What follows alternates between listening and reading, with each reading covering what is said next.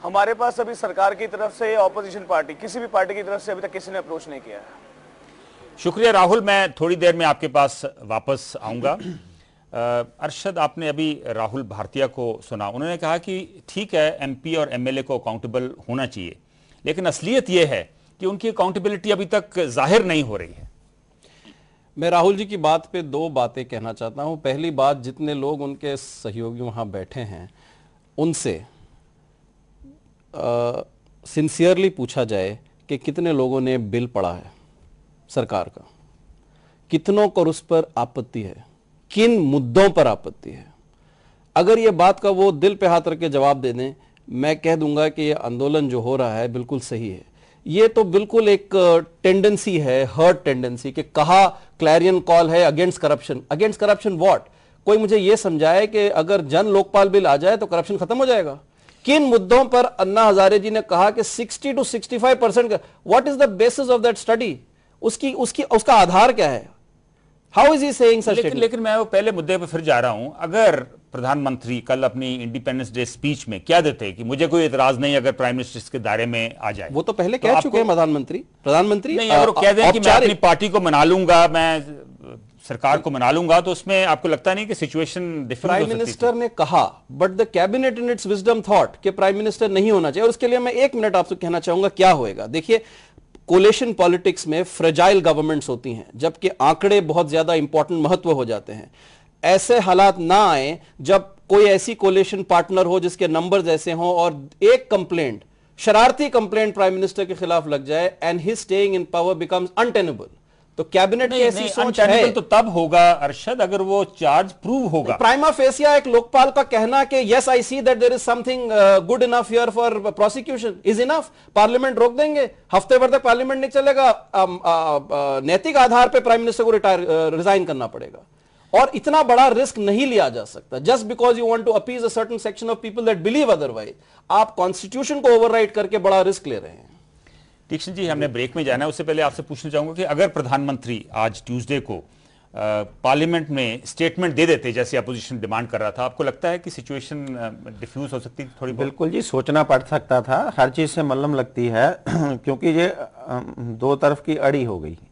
प्रधानमंत्री भी मंत्री हैं जैसे दूसरे मंत्री हैं, तो प्रधानमंत्री को कोई सुपर ह्यूमन बीइंग बनाने की जो बात चल रही है उससे वो सारा अड़ेंगे का वो। 1 मिनट अरशद, प्रधानमंत्री को सुपर ह्यूमन बीइंग बनाने की बात कोशिश कर रही है। अगर ऐसा कहें तो मैं फिर इसको सियासी बात नहीं करना चाहता, लेकिन 2001 में जब यही बिल प्राइम मिनिस्टर को लेते हुए आया था, जब एनडीए सरकार थी, क्यों नहीं टेबल हुआ वो पार्लियामेंट में?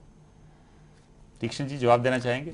जी बिल्कुल, तब तो इन्होंने कोई बात की नहीं, कि इन्होंने कोई प्रोटेस्ट नहीं किया, किसी ने कोई बात नहीं की। उस समय सिचुएशन ऐसी थी कि बिल नहीं आया, शायद माहौल नहीं बना। माहौल कैसे बनता है? मैंने पहले भी बोला कि जनता का सबर टूट चुका है, सबर का प्याला भर चुका है और वो सबर टूट चुका है। इसको मोबोक्रेसी कहना तो मैं बिल्कुल इससे सहमत नहीं हूँ, बिल्कुल नहीं।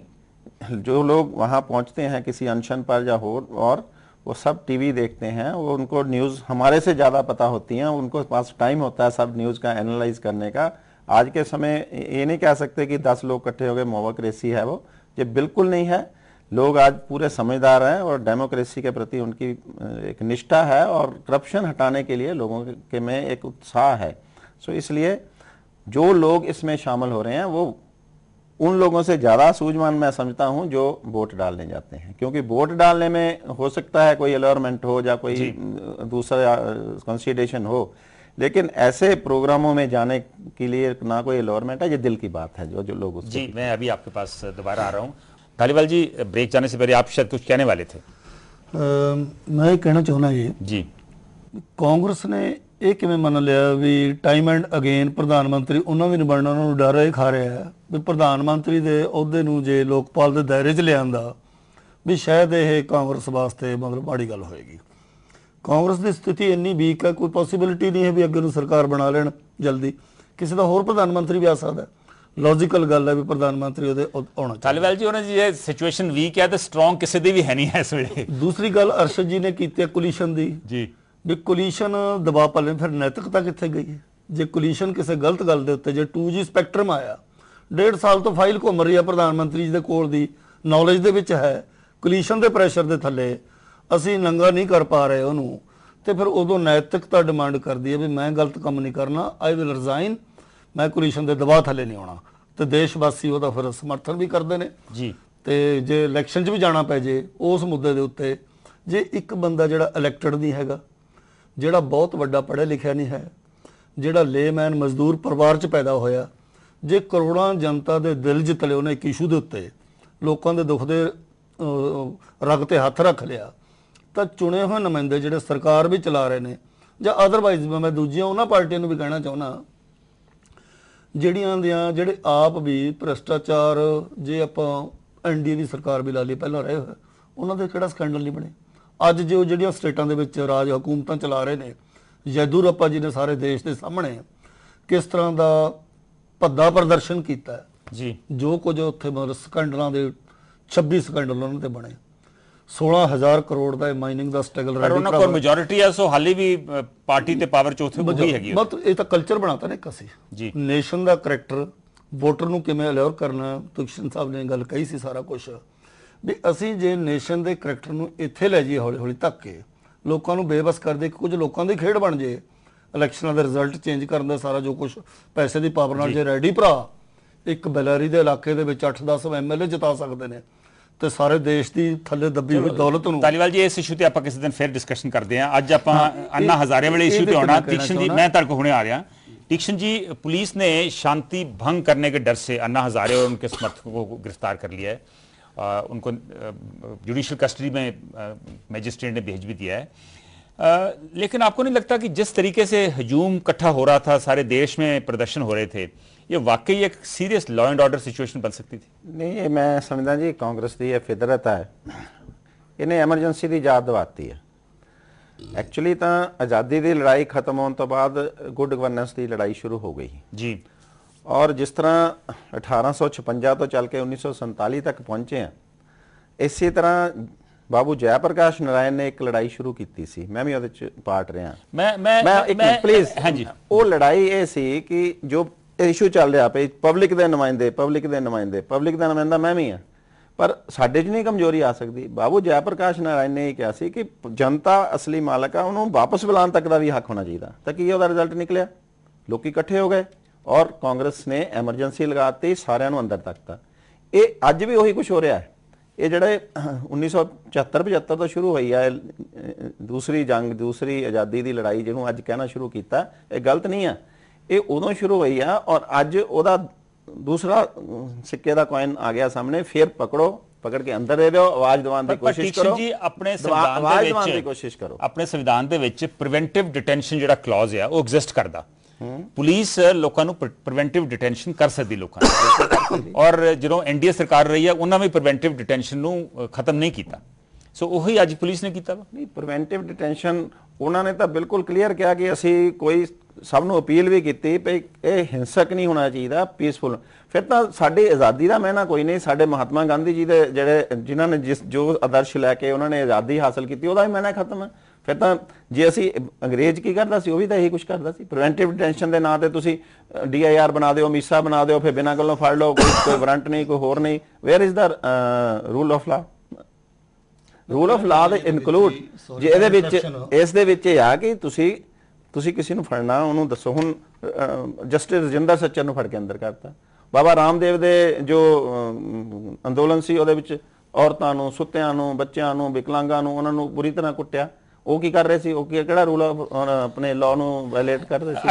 अरशद बिल्कुल ठीक है। इनका एक बड़ा इंपॉर्टेंट मुद्दा इन्होंने उठाया कि प्रिवेंटिव डिटेंशन का क्लॉज अपने कॉन्स्टिट्यूशन में प्रोवाइडेड है, लेकिन अगर किसी ने अभी कुछ किया ही नहीं है तो उसको आप कैसे प्रिवेंटिव डिटेंशन में अंदर बंद कर सकते हैं? जैसे सच्चर को, जैसे उन्होंने कहा, रिटायर्ड जज हैं, उनको भी आपने अंदर बंद कर दिया। आप ये बात समझिए कि what is the term preventive mean. अगर उसकी आप बेयर डिक्शनरी मीनिंग देखें तो वो ऐसे कि जब आपको लगता हालात ऐसे बनने वाले हैं तो आप उन हालात को प्रिवेंट करने के लिए कर रहे हैं। आप दूसरी तरफ कह रहे हैं कॉन्ट्रडिक्टरली के हालात होने तो दो। गलत बात है, प्रोवोक कर रहे हैं। मैं आपसे ये कहना चाहता हूं, अगर आज आप टेलीविजन इंटेंशनली प्रोवोकिंग, मैं एक बात आपने तो कहा कि प्रिवेंटिव डिटेंशन हुई, ये कह रहे हैं कि ऐसी प्रिवेंटिव डिटेंशन करके आप लोगों को प्रोवोक कर रहे हैं। मैं आपको कहना चाह रहा हूं, मेरी बात पूरी होने दीजिए। आज अगर आप टेलीविजन में 2 ऐसे इंस्टेंसेस में बताऊं जहां पे बयान हुआ है, प्रशांत भूषण जी अपने एक प्रेस कॉन्फ्रेंस में कहते हैं करो और अरेस्ट और फिर देखना देश की क्या हालत है। मैं फिर से कहना चाहूं, करो अरेस्ट और देखो देश की क्या हालत होनी है।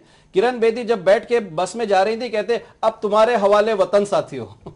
आप बताइए, एक डेमोक्रेटिकली इलेक्टेड गवर्नमेंट के खिलाफ आप ये कह रहे हैं, I think this is sedition. But prevent कौन है? नहीं, कॉन्स्टिट्यूशन में Arshad freedom of speech and expression है। परफेक्टली। अगर कोई कहता है कि आपके हवाले साथियों, तो हाँ। अगर आप ये कहें कि अब देखो देश का क्या हाल होता है, तो मैं उसको प्रोवोकेशन ना समझूं।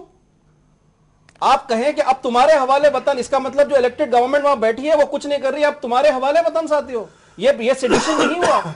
मैं तो ये पूछना चाहता हूं कि रिस्पांसिबल, अगर किरण बेदी आज दिल्ली की पुलिस कमिश्नर होती है और if she was not superseded by another person, would she have allowed the situation to be any different than what it is today? ये कहना आसान है, शायद इसीलिए वो सुपरसीड हो गई ना। मैं समझता हूं विपक्ष में होना और सत्ता में होना यही फर्क है। आई थिंक शी, तो आपको लगता है कि ये विपक्ष इस सारे मुद्दे को हवा दे रहा है? मैं ऐसे समझता हूं कि इससे बेहतर पॉलिटिकल अपॉर्चुनिज्म का मौका नहीं मिल सकता, क्योंकि इट्स वो कह रहे हैं कि government is on the defensive. तीक्ष्ण जी ये कह रहे हैं कि पॉलिटिकल अपॉर्चुनिज्म है, बीजेपी इसका नाजायज फायदा उठाने की कोशिश कर रही है। अपॉर्चुनिज्म क्यों है? हमारा तो खुद का मुद्दा रहा करप्शन के अगेंस्ट, हमने तो हमेशा बात उठाई है, हमने और अन्ना ने भी यही इशू फ्लैग किया है। इशू असली जो फ्लैग हुआ है वो करप्शन के अगेंस्ट है, उसमें उसकी माइन्यूट डिटेल्स हैं कि लोकपाल बिल कैसा होना चाहिए, लेकिन असली जो लड़ाई है वो करप्शन के खिलाफ है। उसके खिलाफ हमने हमेशा आवाज उठाई है।